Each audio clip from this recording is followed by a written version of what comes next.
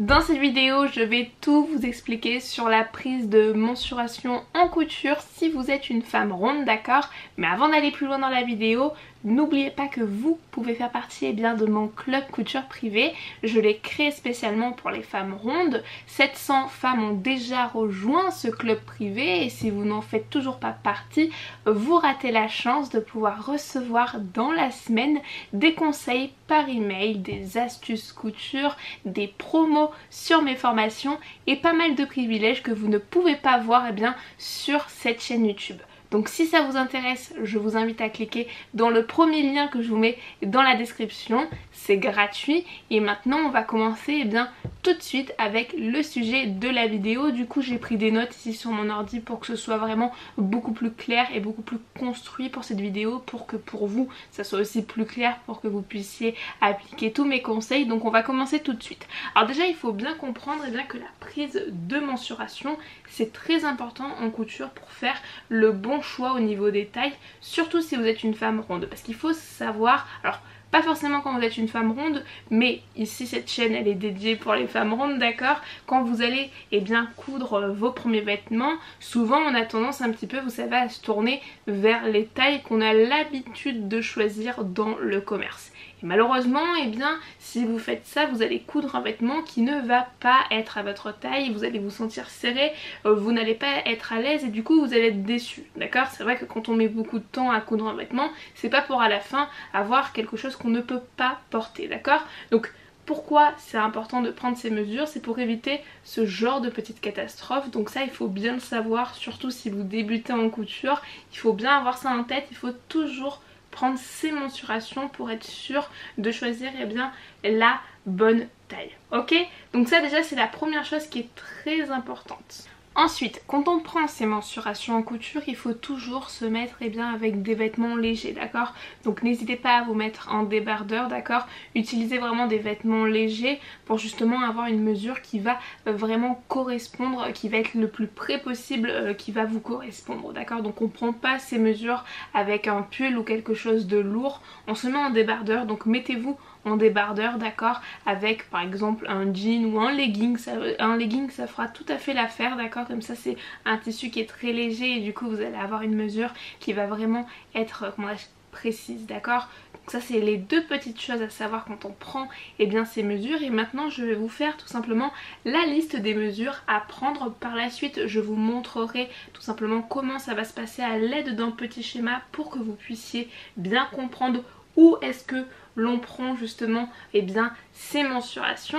Alors pour coudre n'importe quel vêtement il faut savoir qu'il y a tout simplement 4 mesures indispensables. Bien sûr vous pouvez en rajouter plus, même par exemple quand on crée des patrons de couture, c'est vrai qu'on prend encore plus de mesures. Là ici on est plus dans la création d'un vêtement.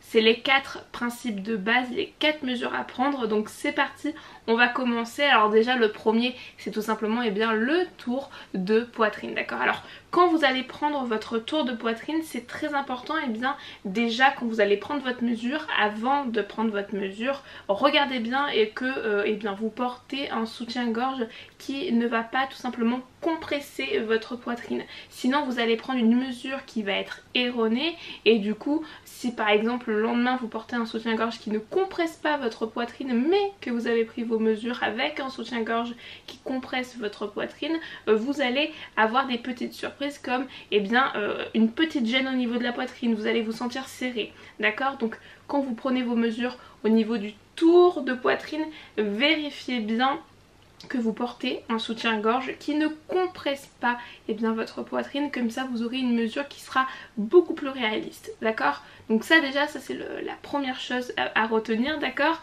Ensuite on a le tour de taille. Alors plus tard on verra au niveau du schéma où se trouve le tour de taille, parce que c'est vrai que très souvent on n'a pas tous et toutes une taille marquée et on ne sait pas trop où placer le mètre ruban. Mais le tour de taille c'est le tour pour avoir tout simplement la mesure, pour savoir dans quelle taille vous allez vous situer. Ici j'ai pas grand chose à vous dire, on verra plus tard au niveau du schéma, je vais vous montrer comment ça va se passer. Ensuite on a le tour de bassin. Alors Le tour de bassin, on va le prendre en règle générale toujours au niveau de vos hanches, mais au niveau le plus bombé de vos hanches, d'accord? Donc vous allez tout simplement vous placer devant un miroir, ça aussi on va le voir plus tard, mais du coup vous allez tout simplement prendre votre tour de hanche au niveau le plus bombé, d'accord? Comme ça au moins ça va vous permettre d'avoir une mesure encore une fois qui va être réaliste et qui va vous correspondre, d'accord? Donc ça c'était pour le tour de bassin.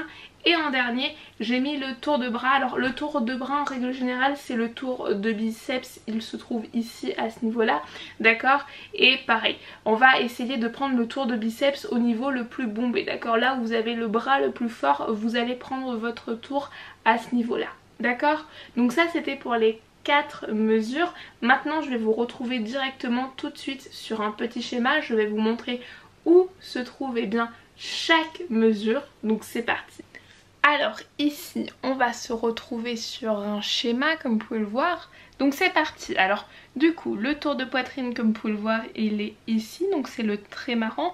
Alors quand on place le tour, c'est-à-dire votre ruban autour de votre poitrine, vous allez le placer à peu près au niveau le plus bombé toujours, d'accord? Et bien évidemment on retient bien la règle, on choisit un soutien-gorge qui ne va pas compresser votre poitrine, sinon votre mesure va être erronée et malheureusement vous allez par la suite avoir des petits problèmes à ce niveau là quand vous allez coudre votre vêtement. Donc ça déjà le tour de poitrine, ça c'est quand même assez simple. Ensuite pour le tour de taille, alors c'est vrai que le tour de taille c'est un tour qui peut poser problème parce que si vous avez une taille qui est assez marquée en suivant votre morphologie, c'est pas très compliqué de trouver le tour de taille, mais peut-être que vous avez une morphologie par exemple en H ou des morphologies qui ne sont absolument pas marquées et pour trouver son tour de taille c'est très compliqué. Alors moi ici je vais vous donner quelques petites astuces. Comme vous pouvez le voir ici le tour de taille il se trouve à peu près, je suis pas sur le nombril, d'accord, mais je suis, si on se fie au coude qu'on a là et là, on va prendre en fait le tour de taille à peu près légèrement un peu plus bas au niveau de votre pli de vos coudes, d'accord, mais pas forcément sur le nombril, donc ça va se retrouver entre les deux, d'accord. Donc ça c'est un petit repère que vous pouvez utiliser, d'accord, pour prendre votre tour de taille. Sinon ce que je vous conseille c'est de porter un legging ou même un jean, vous savez des jeans slim, si vous avez des jeans slim qui sont assez de taille haute, vous allez pouvoir les porter et ensuite une fois que vous aurez porté votre pantalon, vous allez pouvoir vous fier tout simplement sur le haut de votre pantalon et placer le mètre-ruban juste au-dessus de votre pantalon, d'accord, ce qui va vous permettre du coup de trouver le niveau de votre taille. Donc pensez aussi à cette petite astuce, vous enfilez un jean à taille haute ou un legging à taille on va dire qui arrive jusqu'à la taille. En règle générale quand on enfile des pantalons ça nous permet justement de pouvoir trouver la hauteur, tout simplement votre tour de taille si vous n'avez pas de taille marquée. Ok, donc ça c'est la petite astuce, n'hésitez pas à l'utiliser pour prendre votre tour de taille, d'accord. Ensuite pour le tour de bassin, en règle générale c'est assez facile, hein, le tour de bassin on va le prendre au niveau le plus bombé de vos hanches, d'accord. Donc là ici je l'ai placé vraiment au niveau le plus bombé, ce qui vous permettra justement d'avoir des mesures qui vont être réalistes, d'accord.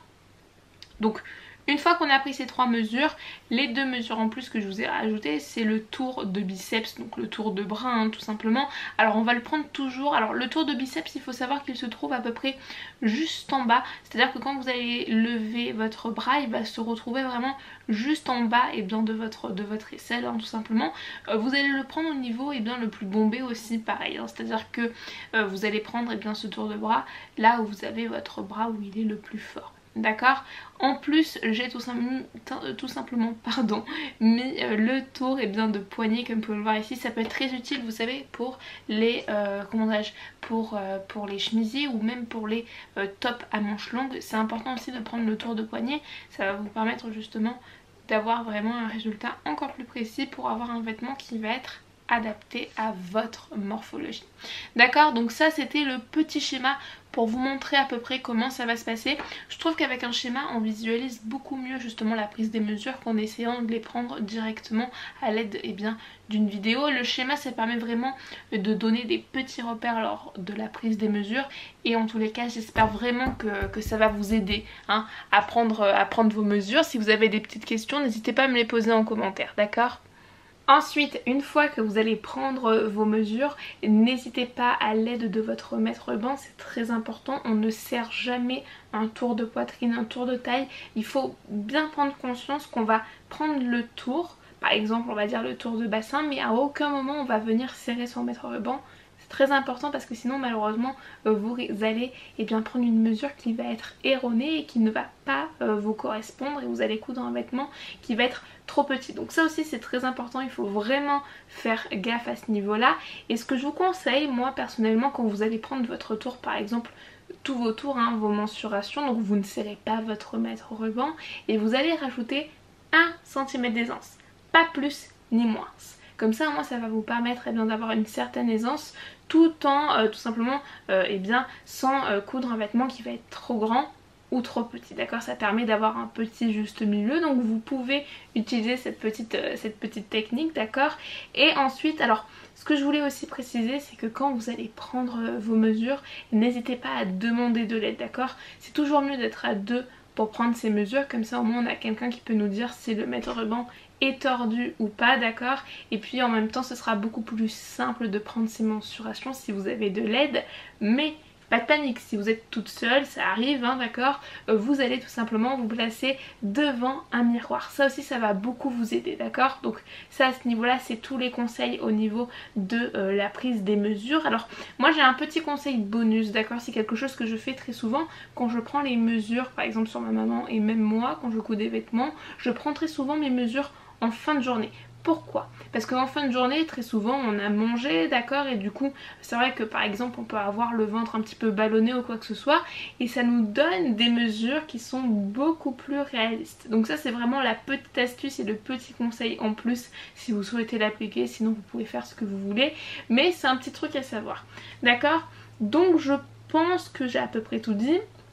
Ah oui, aussi, au niveau de la prise et de la perte de poids. Si vous avez tendance un petit peu à faire le yo-yo, si vous avez pris par exemple 10 kg ou si vous avez perdu 15 kg, voilà, ça arrive d'avoir parfois des pertes et des prises de poids. N'hésitez pas à reprendre vos mesures, hein, parce que bien évidemment, alors quand je dis 10 kg, ça peut être une prise de 3 kg ou une perte de 2 kg, d'accord. Reprenez vos mesures, c'est important parce que du coup votre corps a changé.